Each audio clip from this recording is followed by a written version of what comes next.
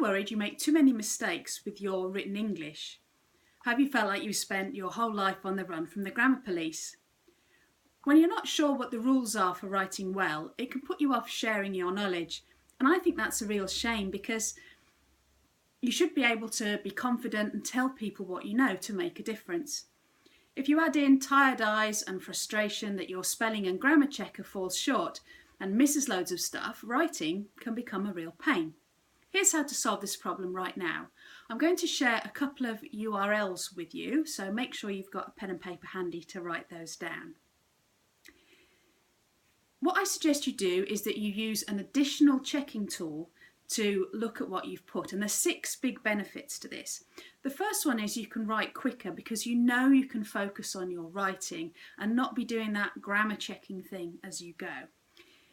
It means you also improve the current piece of work that you're working on, and not only that, when the checker tools point out some of the weaknesses you've got in your writing, you can learn what those mistakes are and make sure that you don't make them next time round. It also makes you more confident that you've missed something. We've all been proofreading and looking at the same information over and over again, looking for that typo or that mistake, and you miss stuff, you get tired. So it helps with that. It also means that it's quicker than trying to do it yourself by hand. You just run a report and it tells you what needs fixing. And it also saves you a lot of money and time, because if you need to get somebody else to do proofreading and editing for you, that costs around £10 per 1,000 words. So if you're thinking about a book and you're on a tight budget, that can quite quickly add up. What the tool will do is highlight the mistakes and give you suggestions on how to correct them. This could be something simple like, do you have a habit of repeating the same word a few times in the same paragraph? Do you use long rambling sentences where people get confused and have to go back to the start and read again to see what you really meant? Or are you prone to buzzword bingo and putting in lots of jargon and complicated words when a simpler word might actually work better? There are some add-ins that you can use for Word which are great, just like you can add in something to your browser. You can also add in tools to Word, and these are spelling and grammar checkers that look at the quality of your writing in much more depth and show you where fixes need to be applied.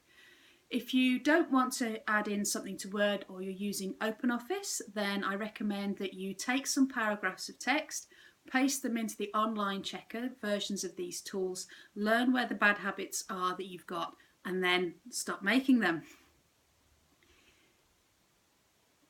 The first tool that I recommend is one called Pro Writing Aid, and it's a tool that I use personally. You can check out the URL at prowritingaid.com, so that's prowritingaid, all one word, .com.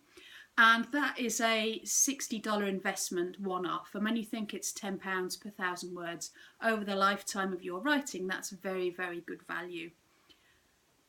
There's also a place on that website where you can paste in your text and it will do some of the report checking for you and give you an idea where things aren't going too well. So that's useful. Another one which you've probably heard of is a website called Grammarly, which is the word grammar with ly at the end, .com. And that also has an online checker that you can use and a plugin for Word. It has 2 versions, a free version and a paid version. And the difference between those two is the paid version, which costs $11 per month over the course of a year, it does an extra 150 checks on your writing. So that's what you're paying for. But the free one will do if you're on a tight budget, that's fine.